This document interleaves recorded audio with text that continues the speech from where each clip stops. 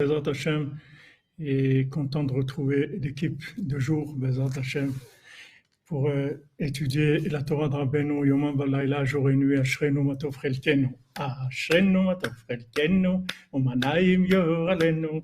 Ashrenu Matov Chelkenu, Umanayim Yor Alenu. Ashrenu Matov Chelkenu, Umanayim Yor Alenu.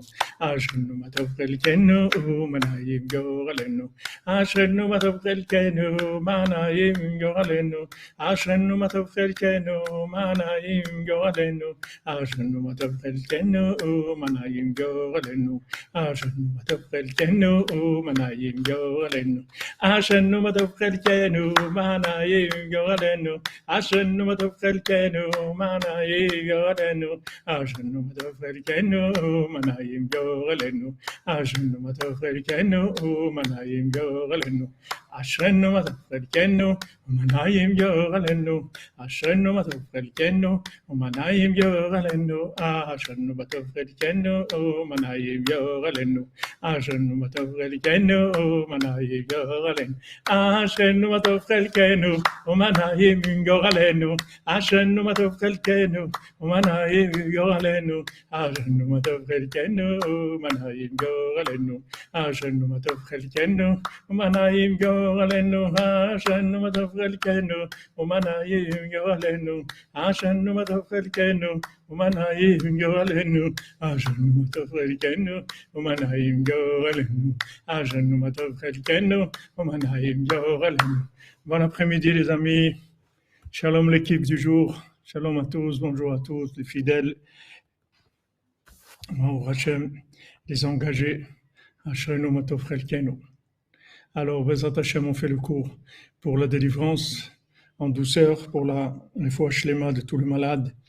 Bezrat Hashem pour les Ivugim, pour tous ceux qui ont besoin de se marier, pour la fin des guerres et de la souffrance, les amis. Shalom à Lyon City, Villers-Bouman, Chazak, Chazak, Chazak et Filev, Chazak, Chazak, mon ami.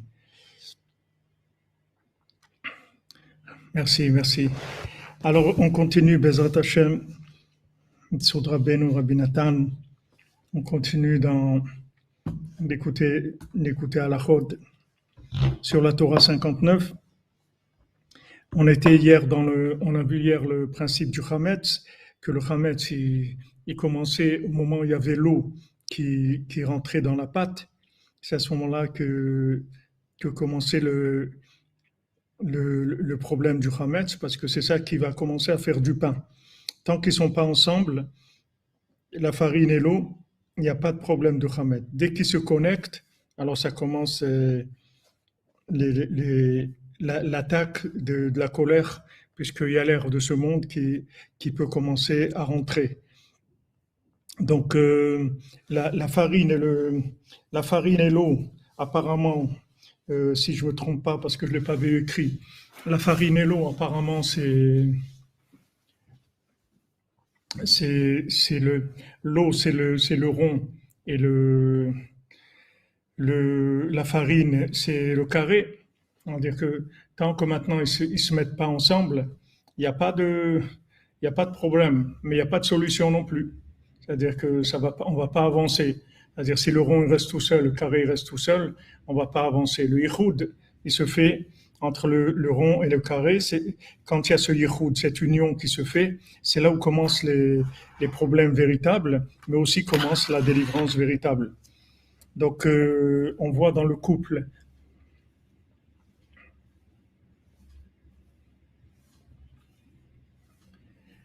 On voit dans le couple que dans les deux petits-enfants, dans les 7 mendiants, dans ce qu'on a étudié dans les 7 mendiants, on voit que quand ils sont mariés, c'est là où les mendiants ils sont venus.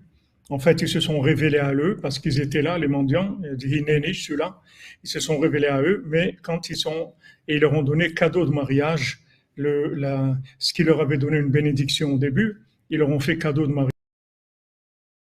Donc c'est ce qu'on a vu qu'il y avait 2 étapes. Il y avait la première étape, c'est la bénédiction, c'est-à-dire ce qu'on a pris d'Égypte comme richesse qui nous a donné la force de sortir. Ça, c'était la bénédiction. Et le cadeau de mariage, c'est quand il y a eu l'ouverture de la mer et qu'on a eu là-bas des piliers en diamant, en or, etc. Il y a une richesse extraordinaire dans la mer, dans l'ouverture de la mer Rouge.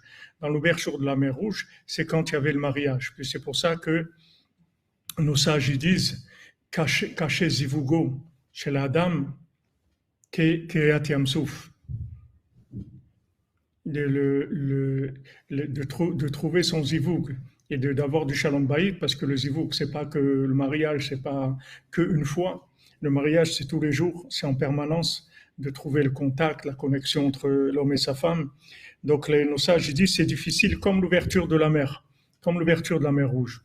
Donc ici, avec ces révélations que Rabbeinu nous donne, on comprend très bien pourquoi c'est comme ça.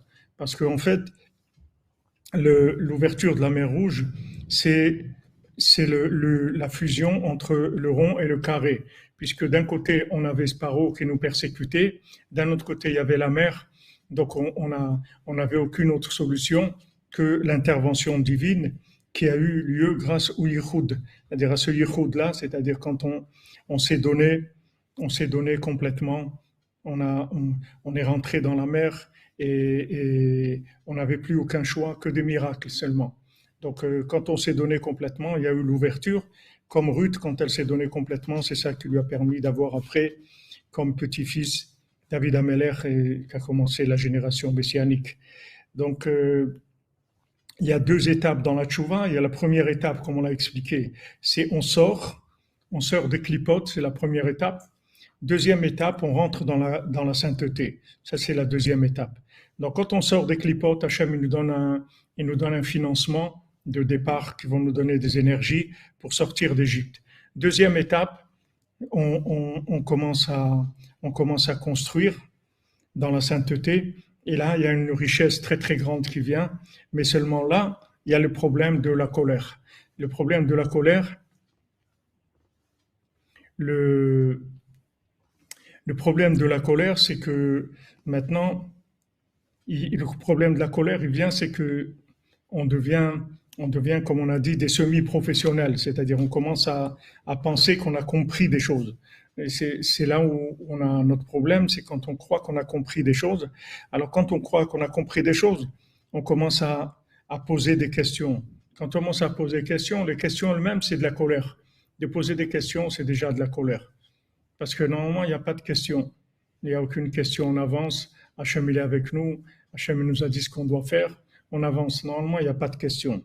Les questions, ça veut dire que j'ai déjà compris des choses. J'ai une base de données. J'ai des références. Et maintenant, ça ne correspond pas à mes références. Donc, j'ai un problème.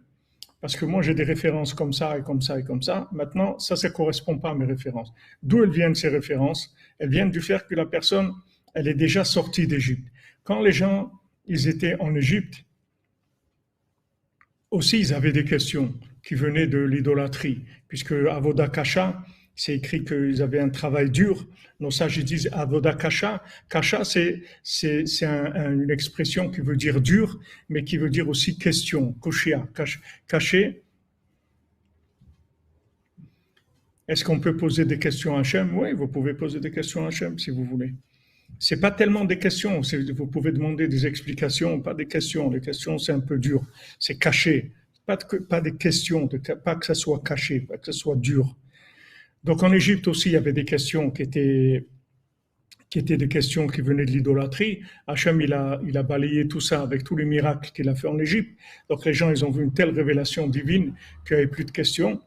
Mais maintenant, la deuxième étape, c'est-à-dire que entre la sortie d'Égypte et l'ouverture de la mer Rouge, il y avait déjà, ça commençait déjà, les gens commençaient déjà à être des gens délivrés. Et quand ils ont commencé à délivrer, ils ont commencé déjà à avoir certaines exigences. Il y avait déjà certaines exigences, parce que c'est des gens qui sont déjà sortis. Les gens qui ne sont pas sortis, tant que les gens ils sont encore en Égypte, ils n'ont pas d'exigence parce qu'ils ont pas commencé. Une fois que la personne a commencé, elle a tendance à créer une base de données référentielles.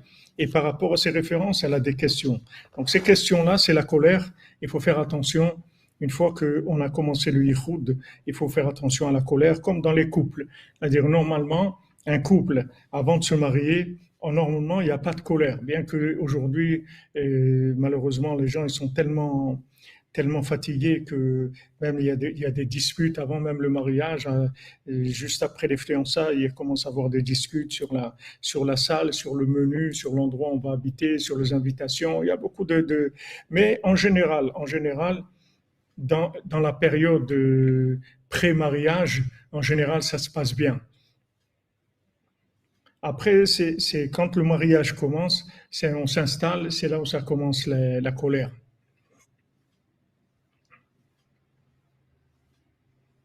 Ça commence la colère, c'est-à-dire les épreuves de colère. Parce qu'il y a eu un acquis. Il y a eu un acquis. Tant qu'il n'y a pas d'acquis, alors on se sent touriste, on n'a pas d'exigence. On n'a pas d'exigence. Mais quand il y a de l'acquis, ça commence les exigences. Ça, c'est à moi, ça, c'est pourquoi, c'est à moi, etc. Donc, on a vu hier, le problème, il commence, c'est quand l'eau et la farine s'unissent. Tant qu'ils sont séparés, il n'y a pas de problème. La farine, c'est de la farine, l'eau, c'est de l'eau, mais ça ne va pas amener le pain. C'est-à-dire que ça ne va pas amener du da'at, de la conscience divine. Il y a pas de problème. Mais dès qu'on a fusionné, voilà, bon, j'ai dit, on devient propriétaire, comme tu dis, mon ami. Donc, quand on devient propriétaire, ça commence. Les voisins, pourquoi celui-là il fait ça là.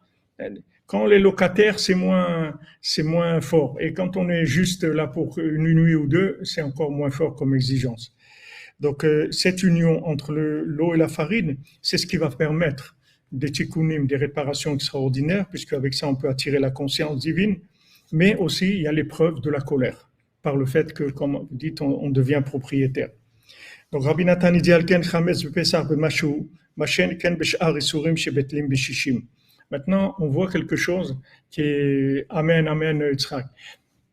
On voit quelque chose qui est spécial pour le Chametz, c'est que maintenant, toutes les interdictions qu'il y a dans la Torah, elles sont annulées dans 60. C'est-à-dire que maintenant,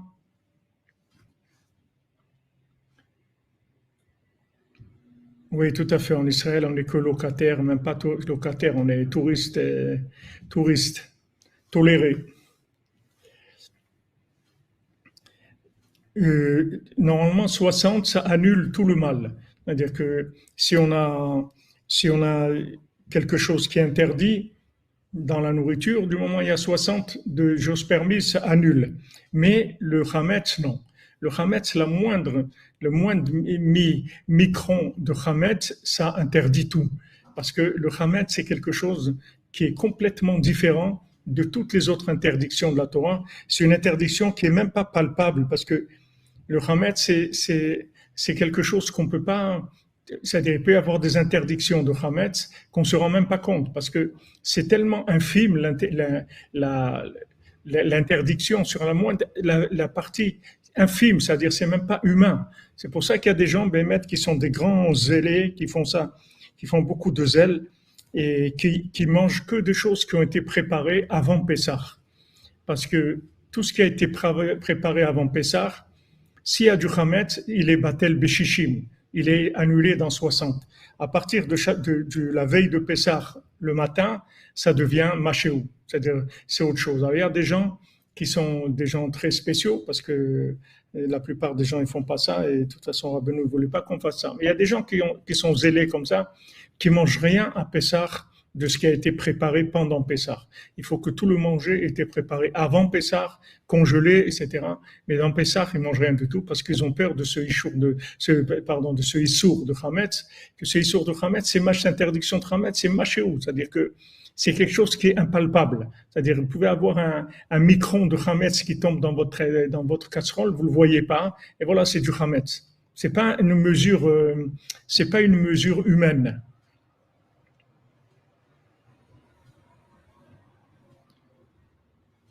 Torah Pi, c'est Simcha Maïsalev, Chazak, Mazal Tov pour votre nouveau nom. Qui me voit, Torah Ana, l'Inyal Bitul Aïsour, Beshishim, Shu Prinat Shishim, Hema le Malchut, Prinat Egula Viribua. Donc, dans la Torah 59, on voit que on voit que 60, c'est le pouvoir, c'est-à-dire c'est la capacité d'annuler le mal, c'est-à-dire de révéler Hachem. Et on voit que c'est la notion de rond et de carré. Prinat, même Vesamer chez Baluchot. Donc, dans les tables de la loi,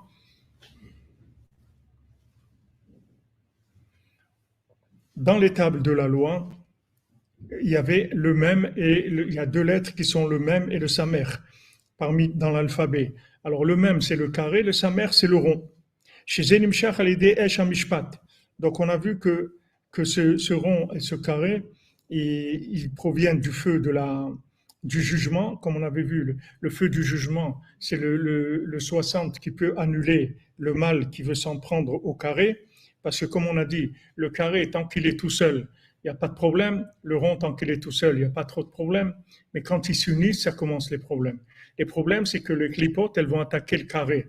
Comme on a vu dans Sipurim Asiot, dans le conte de l'infirme, que la lune, elle se plaint au soleil, elle lui dit que les démons, ils se nourrissent de ses pieds. Parce que la lune, elle représente le carré.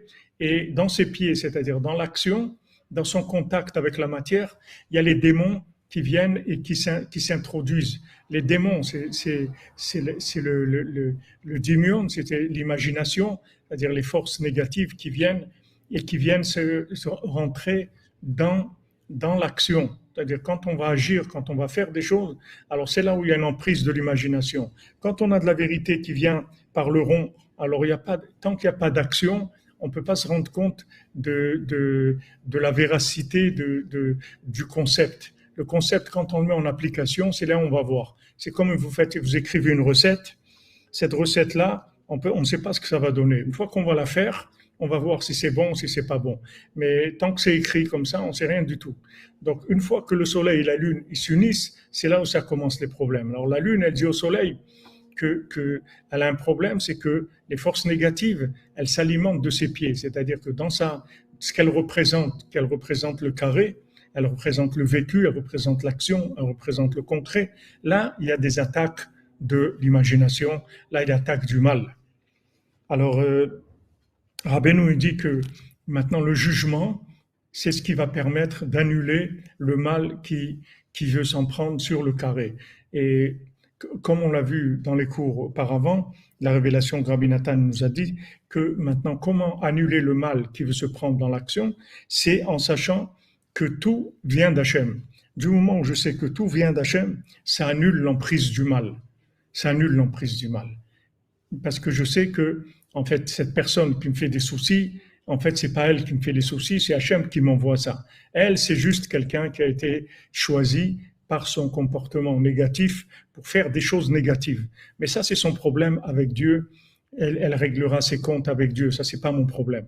Mon problème à moi, c'est comment je gère cette chose-là. Est-ce que je pense que cette personne-là, c'est elle qui a le pouvoir de faire du mal? Et là, je me trompe. C'est pas vrai. Cette personne, c'est une envoyée de Dieu. Elle me fait du mal parce que Hachem, maintenant, il a décidé que c'est comme ça. Et c'est pas autrement. On voit ça dans la Torah. On voit ça pour Hachem, il nous met en garde. Il dit, fais attention à l'orphelin, à la veuve et à l'orphelin. Ne leur fais pas de mal, parce que si jamais tu leur fais du mal, tu les lèses, tu les trompes ou tu leur fais du mal, moi je suis là et je vais les venger. Pourquoi? Parce que moi je suis miséricordieux. Donc fais attention à comment tu agis avec la veuve et l'orphelin. Mais maintenant il y a une question énorme à poser.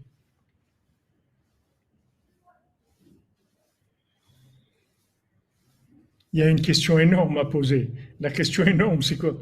Comment Hachem, tu finis en disant, tu dis, fais attention à ton attitude face à la veuve et l'orphelin, parce que moi, je suis miséricordieux, donc je vais te punir. Mais qui c'est qui les a rendus veufs et orphelins? Qui c'est qui les a rendus veufs et orphelins? Mais c'est toi, Hachem. Qu'est-ce qui a fait que cette femme-là, elle est veuve? Qu'est-ce qui a fait que cet enfant, c'est un orphelin? C'est toi qui as fait ça. Comment tu peux dire, fais attention à ton comportement avec la veuve et l'orphelin, fais très attention parce que ça passe pas chez moi. Je laisse pas passer ça. Tu fais très attention parce que je suis beaucoup plus rigoureux vis-à-vis du mal qui est fait à la veuve et l'orphelin. Comment tu peux dire ça et finir en disant Ki chanoun ani, parce que moi je suis miséricordieux. Mais c'est toi qui les as rendus comme ça. C'est toi qui as fait cette catastrophe-là. Et à moi, tu me dis fais attention à eux. Mais pourquoi toi tu les as rendus comme ça?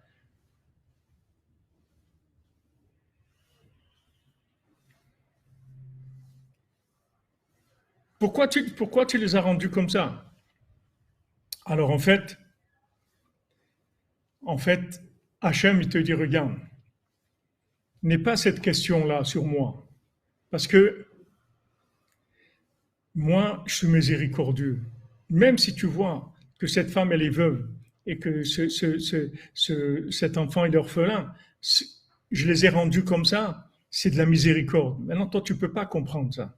Tu dois avoir de la émouna, c'est de la miséricorde. Tu ne peux pas comprendre. Mais toi, par contre, tu dois appliquer à eux la miséricorde comme toi tu la conçois, c'est-à-dire d'être bon avec eux. D'être bon, tu dois être bon avec eux. Ça, tu dois faire attention. Toi, tu dois être bon avec eux parce que d'après tes valeurs, tu dois les aider, les encourager parce qu'ils souffrent.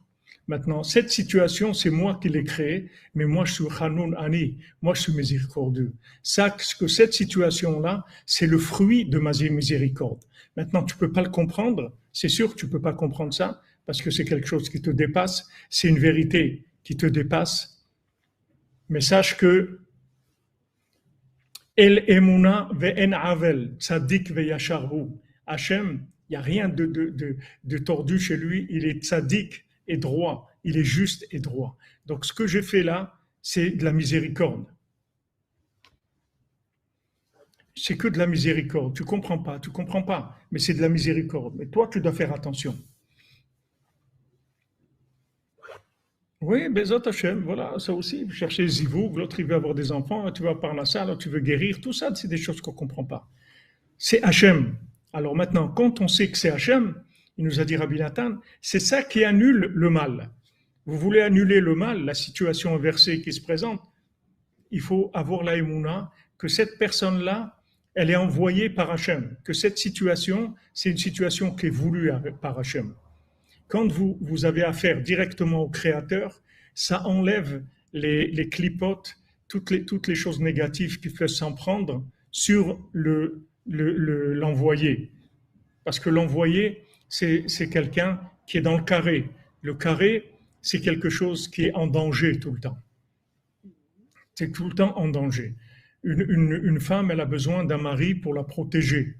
Parce qu'un mari protège sa femme. Pas qu'il lui amène la parnassa, il la protège de tout ce qui peut venir la déranger. Il protège son âme, il protège son comportement, c'est-à-dire il la protège dans l'orientation, il lui donne toujours la bonne orientation. Bien sûr, je parle dans un cas idéal, pas des gens qui sont mariés avec des gens malades ou des fous, ou des gens qui sont complètement à côté.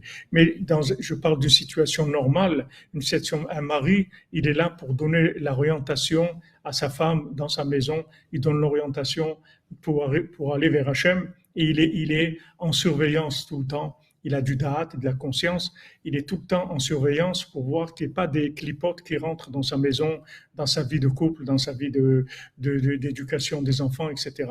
Il est tout le temps en train de vérifier que tout est en accord avec la volonté d'Hachem. Parce que la femme, le fait qu'elle est dans le carré, qu'elle est au contact de la réalité, ça la fragilise. Ça la fragilise parce qu'elle est plus dans l'action que dans le concept. Mais l'homme, il vérifie toujours que l'action, elle est en rapport avec le concept. Oui, si elle n'a pas de mari, alors c'est Rabbeinu qui veille sur elle, c'est les tzadikim qui veillent sur elle. Tout à fait. Donc, c'est ce qu'on a vu que Rabbi Nathan nous a expliqué. Alors maintenant, l'interdiction du chametz, ça vient des Rechaim, des mécréants. C'est-à-dire, il y a des Rechaim qui sont tellement mauvais que le feu du jugement, ça ne va pas aider avec eux. Chez Mprinat et Revrav, qui sont le principe du Erev Rav. Chez Mprinat, Yachilu Drachav Bechol Et, Maron Mishpatecha Minegdo. C'est-à-dire qu'ils sont ils sont tout le temps en train de remettre en question les chemins d'Hachem et le jugement d'Hachem, il est au-dessus de ça, c'est-à-dire que le jugement d'Hachem, il descend pas vers eux. C'est-à-dire quand vous voyez que il y a des gens qui sont des mécréants, des gens qui font du mal, des gens qui vaccinent, qui tuent les gens, il y a des gens qui veulent diminuer la population mondiale, et ils sont là dans la richesse, dans l'opulence, etc. Et il y a des gens qui sont dans la vérité, qui sont en train de trimer pour essayer de mettre un peu de cœur dans leur vie, un peu de connexion avec Dieu, et c'est dur pour eux, ils souffrent, etc. Ils veulent venir à Ouman, ils n'ont pas de quoi payer leur billet, ils veulent ça. Alors qu'il y a des gens, ils veulent pas aller à Ouman, ils ont des îles entières à eux qui leur appartiennent, où ils font là-bas toutes les choses les plus immondes, les plus perverses qui existent dans le monde. Et ils ont des îles à eux avec des palais, des trucs et tout. Donc ça, c'est des clipotes qui sont là, que si maintenant le jugement d'Hachem, il descend vers ces clipotes, il enlève le libre arbitre au monde. Il enlève le libre arbitre au monde. Et le libre arbitre, c'est la chose la plus précieuse qu'Hachem il a. Hachem, il veut pas enlever le libre arbitre.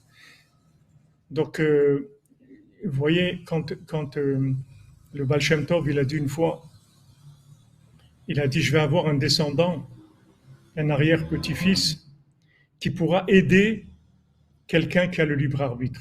C'est-à-dire, je vais avoir un arrière-petit-fils qui pourra influencer quelqu'un qui a le libre arbitre.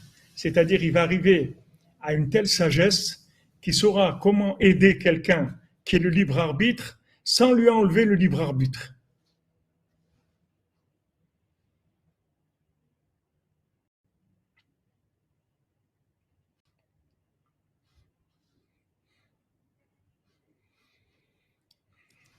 Alors, il y a un tzaddik qui était un élève du Baal Shem Tov. Et quand il a entendu ça, alors ça s'est transmis. Et une fois, il y a un tzaddik qui a dit, je vais aller chercher qui est ce descendant du Baal Shem Tov qui peut aider quelqu'un qui a le libre arbitre. Alors ce tzaddik-là, il a été chez Rav Barour de Medjiboz. Quand il est arrivé, il a entendu que le Rav Barour de Medjiboz, il était en train de prier et il disait, Hachem, comment je peux faire pour aider quelqu'un qui a le libre arbitre? Il a le libre arbitre. Moi, je lui dis quoi faire, mais il est libre. Donc, je peux pas, qu'est-ce que je peux faire? Donc, il a compris que c'était pas lui. Et il a été comme ça chez les descendants du Baal Shem Tov, et il a entendu à chaque fois, Hachem il lui a fait entendre une parole qui disait qu'il ne pouvait pas aider quelqu'un qui avait le libre arbitre. Et quand il est arrivé chez Rabbeinu, il a entendu derrière la porte que Rabbeinu disait, ah, quelqu'un qui a le libre arbitre. Rabbeinu disait, je peux l'aider. Alors il a compris. Il est rentré chez Rabbeinu, il s'est rapproché de Rabbeinu, et il a compris que Rabbeinu, il pouvait aider quelqu'un qui avait le libre arbitre. Et ça, il dit là-bas, c'est quelque chose qui a jamais existé dans le monde. Il n'y a jamais eu un tzaddik dans le monde qui peut aider quelqu'un qui a le libre arbitre. C'est-à-dire quelqu'un qui peut influencer votre choix vers le bien sans vous enlever le mérite d'avoir choisi. Allez-y résoudre ce problème. Allez-y résoudre ce problème.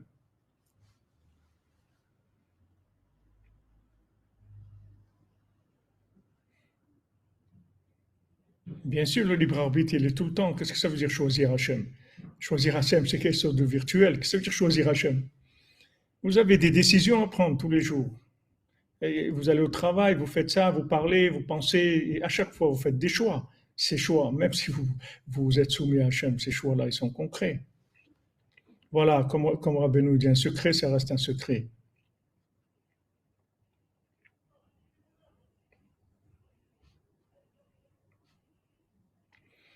Il faut venir à Ouman, les amis, il y a des gens qui viennent tous les jours et il n'y a aucun problème du tout. Il n'y a aucun problème du tout, Baruch Hashem.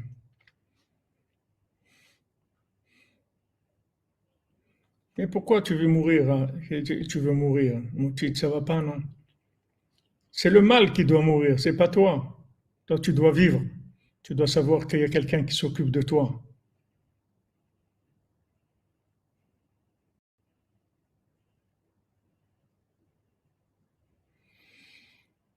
Bien sûr, s'il y a des gens qui se comportent mal, Madame Torres, il faut se éloigner de votre vie. Vous n'avez pas besoin de. Mais il faut savoir que le mal qu'ils vous ont fait, c'est Menachem, c'est Hachem. Mais vous n'êtes pas obligé de continuer. Ça, non. Mouti, tu n'as pas le droit de vouloir mourir. Tu dois vouloir vivre. C'est le Yitzhara. Ah, vous êtes une dame, Madame Mouti, j'ai pas vu, votre nom, je ne savais pas. Vous perdez votre mari tout le temps.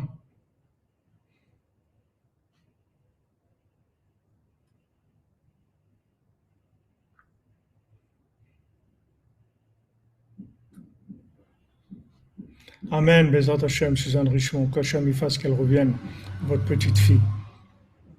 Et Madame Moutit, que vous trouviez votre mari et que vous ne le perdiez plus. Bezat Hashem, Bezat Hashem. Il faut savoir que Rabbeinu, il a gagné. Donc pourquoi Rabbeinu, il a gagné? C'est extraordinaire parce que Rabbeinu, il est capable de nous influencer dans nos choix sans nous enlever le libre arbitre. Vous vous rendez compte ce que ça veut dire? C'est quelque chose, c'est une merveille. C'est la Géoula, c'est messianique. Parce que tout ce qui nous manque, c'est quoi? C'est de faire les bons choix. Pourquoi notre vie, elle est comme ça? Parce qu'on a fait des mauvais choix. Mais si on fait les bons choix tout le temps, ça y est, on va vers la délivrance. Donc, Rabbeinu, il est capable d'influencer nos choix. Seulement, la seule condition, c'est qu'il faut le chercher. Il faut chercher le tzaddik. Comme ils ont dit les deux petits-enfants, où il est? Où il est ce mendiant qui nous a bénis? Où il est? Où il est? S'il pouvait être ici dans notre mariage, c'est-à-dire maintenant qu'on est engagé, maintenant qu'on est on a les mains dans la pâte, on est dans la pâte, on n'est plus dans l'eau et la farine. On n'a plus une tête d'enfariné maintenant. Maintenant, on est dans la pâte. On a les mains à la pâte, c'est-à-dire on est dans l'action. Comment on peut faire venir maintenant ce mendiant? Il a dit, mais je suis là. Je ne suis jamais parti, j'étais toujours avec vous. Seulement, vous ne pouviez pas me voir parce que vous n'avez pas mis la main à la pâte. Vous n'êtes pas engagé, vous n'avez pas cherché. Il faut chercher.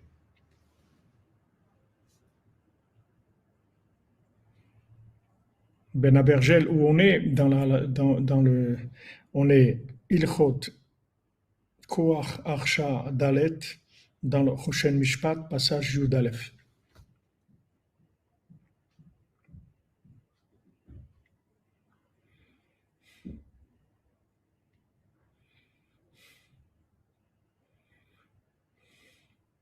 Ça sert à rien que je vous dis de rentrer dans ça, de que vous connaissez vos torts ou pas.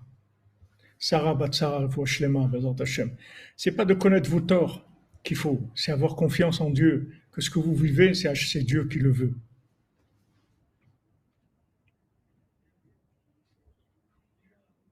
Shalom Abou Karim, shalom mon ami.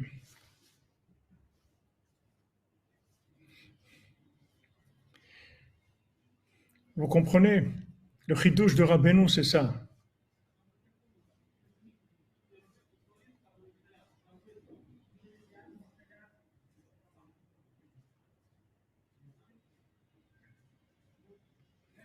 Voilà, voilà, Jean-Yves.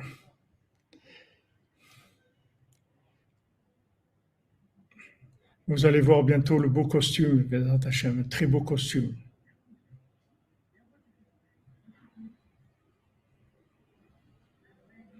Merci Yitzhak, shalom, refoua shlema, Yitzhak ben Fega, amen, amen. Soud Rabbeinu, soud la tzedaka pour Rabbeinu, Bezat Hashem, tiens, refoua shlema.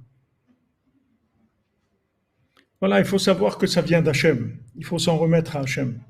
Et bon, Hachem, qu'on a Rabbeinu, Rabbi Nachman qui s'occupe de nous, qui s'occupe du monde entier, et qui est capable de changer notre libre arbitre, d'influencer notre libre arbitre, de nous pousser la main vers le bon choix. Comme si quelqu'un il va, et comme Yaakov Avinu qui veut bénir Ephraïm et Ménaché, il veut venir d'abord Ménaché non, lui, Yaakov, il veut bénir Ephraïm. Mais comme le plus grand, c'était Ménaché, alors Yosef, il lui dit, non, papa, tu te trompes, ta main, il faut la mettre sur Ménaché, pas sur Ephraïm. Il croyait que Yaakov, il se trompait. Mais Yaakov, il savait très bien, il lui a dit, je sais, mon fils, je sais. Lui aussi, il va être grand et tout, mais celui-là, il va être plus grand que lui. Ephraim va être plus grand que Ménaché. Et c'est pour ça qu'on dit Ephraim et Ménaché, bien que Ménaché est plus grand, il est plus âgé que Ephraim. Donc on voit que Yosef, il a voulu rétablir l'ordre d'après les règles. Et Yaakov, lui, il voyait plus loin, il a dit non, non, c'est lui le premier, c'est pas l'autre, c'est lui, il est plus grand. Même qu'il est né après lui, mais il est plus grand. Merci, Baba Oram. Rabbeinu nous guide sur le chemin du bien sans nous enlever le mérite. Merci. Amen, Baba Oram. Voilà, c'est ça qui est extraordinaire. C'est qu'en fait, il va choisir pour vous et c'est vous qui allez avoir le bénéfice du choix. C'est extraordinaire. C'est extraordinaire. C'est quelque chose, c'est une merveille. Qu'est-ce que vous voulez de plus grand que ça au monde? Il va choisir pour vous. Il sait qu'est-ce qui est bien pour vous. Et vous allez avoir comme salaire, comme c'est vous qui avez le bon choix. Mais qu'est-ce qu'il y a de plus beau au monde? Mais ça y est, c'est la Géoula, ça y est, on a fini avec ça. Ça y est, quand on a ça, on a tout. Qu'est-ce que vous voulez de plus?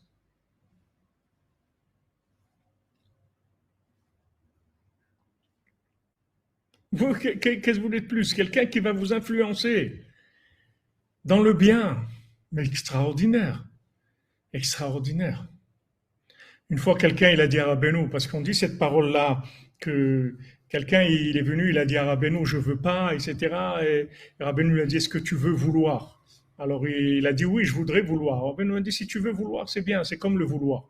Mais en fait, aujourd'hui, j'ai revu cette parole dans une autre édition, et j'ai vu que c'était pas tout à fait ça, comment c'était présenté. C'est-à-dire, en fait, quelqu'un est venu chez Rabbeinu, et il a dit, Rabbi, je veux faire tchouva. Alors Rabbeinu lui a dit, est-ce que tu veux vouloir faire tchouva? Parce que Rabbeinu, quand il lui a répondu ça, en fait, il lui a dit, tu t'imagines que tu veux faire tchouva, mais en fait, tu veux pas faire tchouva. Toi, tu crois que tu veux faire tchouva, mais en fait, tu veux pas faire tchouva.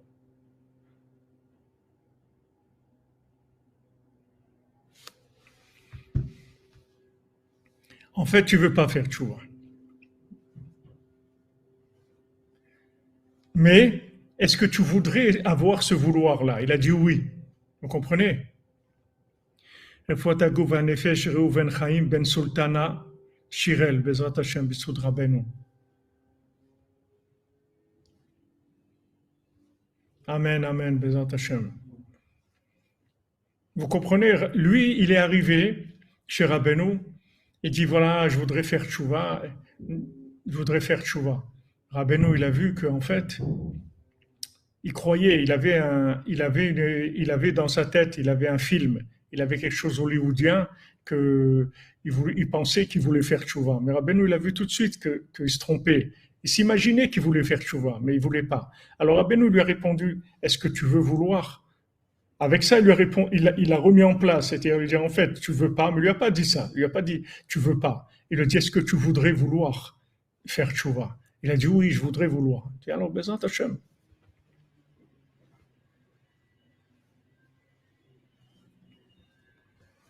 Amen, amen.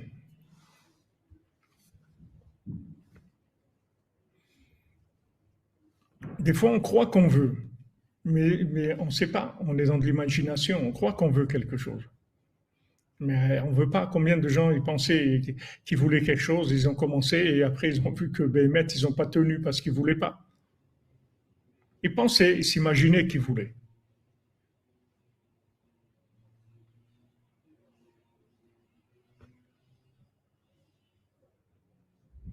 Merci Jean-Luc Terrier. Baruch Hashem, tu vois, ensemble, on ouvre. Et tous les préparatifs que tu as fait, et toutes les fois où tu as étudié ce cours, c'est des préparations. Et tu amènes ça dans la cagnotte de la cordonnerie. Chacun, il amène ça. Et avec ça, ça ouvre. On arrive à ouvrir. Rabbeinu, il a dit, c'est les dernières paroles de Rabbeinu. Rabbeinu, il a dit dernière parole, hommage, doucement, doucement. Mais les dernières volontés de Rabbeinu, c'est tenez-vous ensemble. Et avec ça, je serai parmi vous, on va tout arranger. Tenez-vous ensemble. C'est tout ce qu'il a dit. Soyez ensemble. Bon, Hachem, vous voyez, on a une yeshiva sur mesure par rapport à nos traits de caractère, nos capacités, notre éloignement physique, émotionnel, mental, tout ce que vous voulez. Lisa Bat Sultana, Refoua Shlema, Bezat Hashem, Besrout Rabbeinu.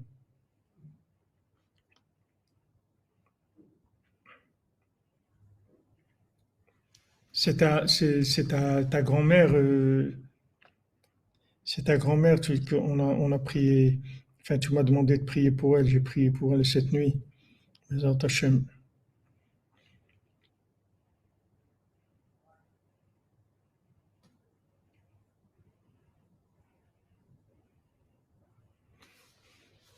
Les abats sultama shemama, Bezrat Hashem, Besod Rabbeinu Akadosh, Besod la Tzedaka que tu as donné pour Rabbeinu, que ça adoucisse les 24 tribunaux, qu'elle est refoua shlema, Bezrat Hashem.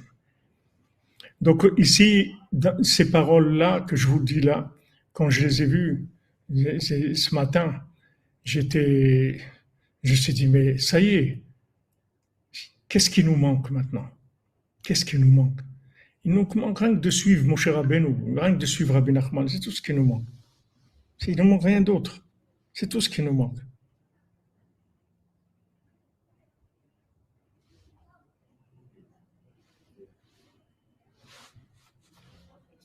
C'est la seule chose. Merci Alain Bozis. Merci. Le tzaddik, il peut influencer mes choix. Vous vous rendez compte ce que ça veut dire? C'est-à-dire que maintenant, je peux avoir... J'ai quelqu'un qui va m'orienter dans ma vie. Même si je me trompe, il va m'orienter, il va me remettre sur le droit chemin. Parce que je suis attaché à lui, c'est tout. Comme vous voyez Yoshua ben Nun, on le voit ça dans la Torah, Yoshua ben Nun. Yoshua ben Nun, c'était un jeune homme, un Nahar, il était comme ça dans le mouvement de la jeunesse. Il était jeune. Et quand il y a eu l'histoire des Meraglim, Moshe Rabbeinu, il a prié pour lui. Il a demandé à Hachem, sauve-le des conseils des Meraglim, sauve-le de ces gens-là, de ces mécréants-là, sauve-les de ces gens-là.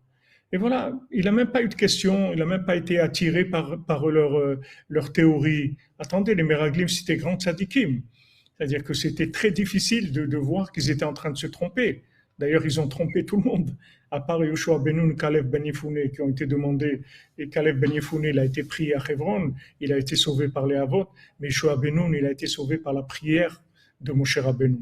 C'est-à-dire, ça n'a même pas été une épreuve pour lui. Donc, c'est quelque chose d'extraordinaire. C'est-à-dire que ce qu'on nous demande, c'est juste d'être dans l'attente du tzaddik, c'est d'être attaché au tzaddik, c'est tout ce qu'on nous demande. D'être attaché à Moshe Rabbeinu, à Eved Rabbi Nachman Anochi, Eved Abraham Anochi, c'est tout ce qu'on nous demande. On ne demande rien d'autre. La seule chose qu'on nous demande, c'est ça. Après, il s'occupe de nous. S'occuper de nous, ça veut dire qu'il nous prend en charge. Il est capable d'influencer nos choix.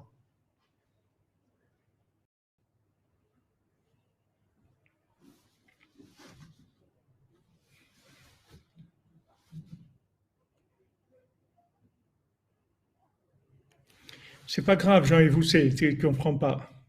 On avance, c'est tout, on avance. Tu vas voir, les connaissances, elles vont se télécharger petit à petit pour te permettre d'avoir une vision des choses.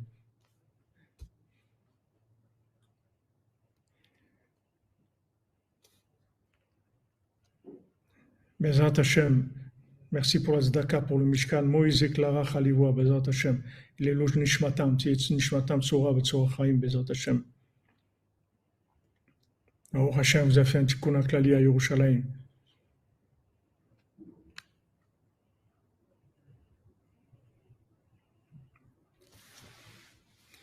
Voilà les amis, on avance, vous comprenez? Où je veux en venir, c'est très simple. C'est-à-dire, ce que vous demandez, c'est très simple.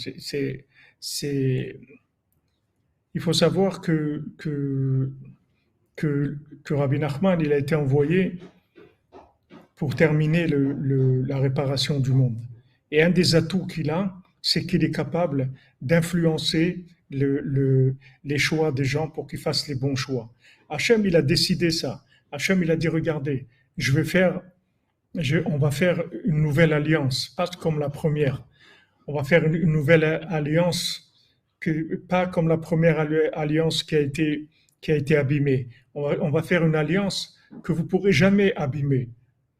Donc Hachem, il a dit, je vais faire en sorte que vous fassiez ma volonté. Donc on peut se poser la question, comment Hachem il va faire en sorte qu'on va faire sa volonté et qu'on ait le choix? C'est-à-dire qu'en même temps, il va respecter notre libre arbitre et en même temps, il va nous influencer pour qu'on fasse le bon choix. Comment c'est possible une chose pareille? Ben voilà, il a envoyé Rabbi Nachman.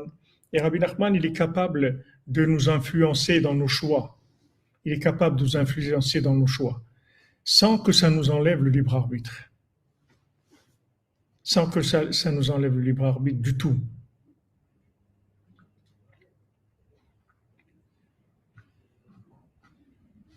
Voilà, si vous voulez, la- la- tout le problème, c'est qu'on peut se tromper dans ce monde. Même si on cherche la vérité, on peut se tromper.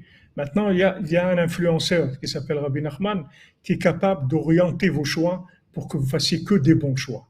Tout dépend de combien vous le cherchez et combien vous lui faites confiance et combien vous définissez comme son élève, c'est tout.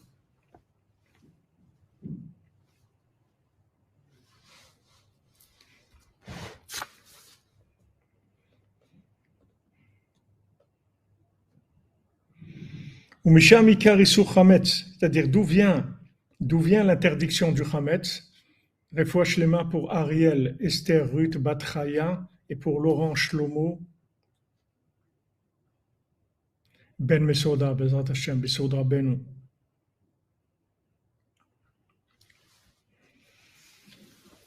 Donc il y a le Erev Rav.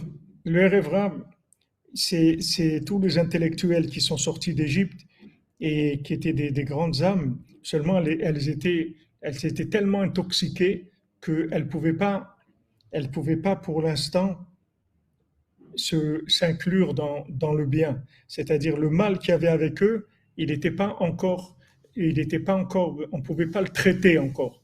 Il n'y avait pas encore le, le, le remède à ce mal, c'est-à-dire le jugement d'Hachem qu'il y avait dans le monde, il suffisait pas à éliminer le mal du Erevra. C'est pour ça que Hachem ne voulait pas que Moshe Rabbeinu les fasse sortir maintenant, parce que Moshe Rabbeinu, il n'avait pas une maîtrise de la 50e porte.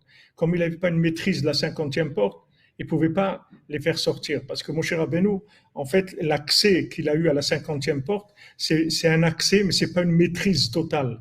Tandis que Rabbeinu, il a la maîtrise totale de la 50e porte. Rabbeinu, il a les deux nouns, le petit noun et le grand noun, c'est-à-dire une maîtrise totale de la Bina, de la 50e porte de la Bina. Et avec ça, c'est possible de réparer tout le monde, même le Erev Rav, tout le monde, tout le monde. Mais à l'époque de Moshe Rabbeinu, il ne pouvait pas. C'était impossible. Il ne pouvait pas faire ça. À l'époque de Moshe Rabbeinu, ils n'étaient pas encore capables de faire ça.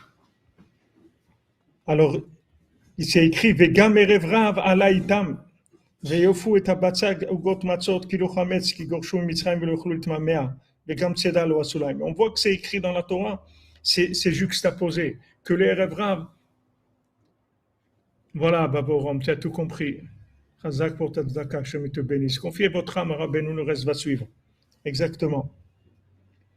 C'est écrit que le erev rav aussi, il est sorti avec eux et ils ont fait les matzot, parce qu'ils ne pouvaient pas manger du chametz, parce qu'ils ont été chassés d'Égypte et ils ne pouvaient plus rester.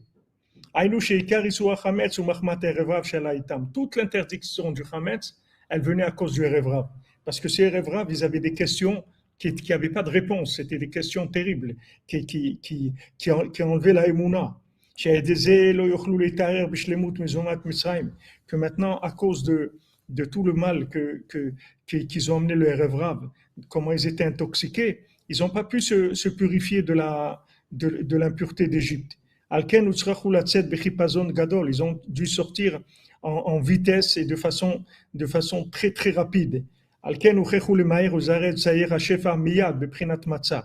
il fallait très vite bricoler quelque chose pour sortir. Et ça, c'est le principe de la matzah. C'est-à-dire, c'est quelque chose de temporaire, c'est juste pour sortir. Kodem shetishlot bo alam chas v'shalom, avant qu'il y ait le souffle de ce monde qui vienne sur la pâte. Il fallait tout de suite faire de la matzah et sortir. Shelo tachmitz al yado, shelo ta'per lekas chas v'shalom, qu'elle sermente pas la pâte et qu'elle se retourne pas en colère chas v'shalom. Parce que l'air, il est intoxiqué à cause de l'impureté du Erev Rav, chez Hatsui Mahem, qui sont sortis avec eux, que leur mal, il ne pouvait pas s'annuler par le jugement.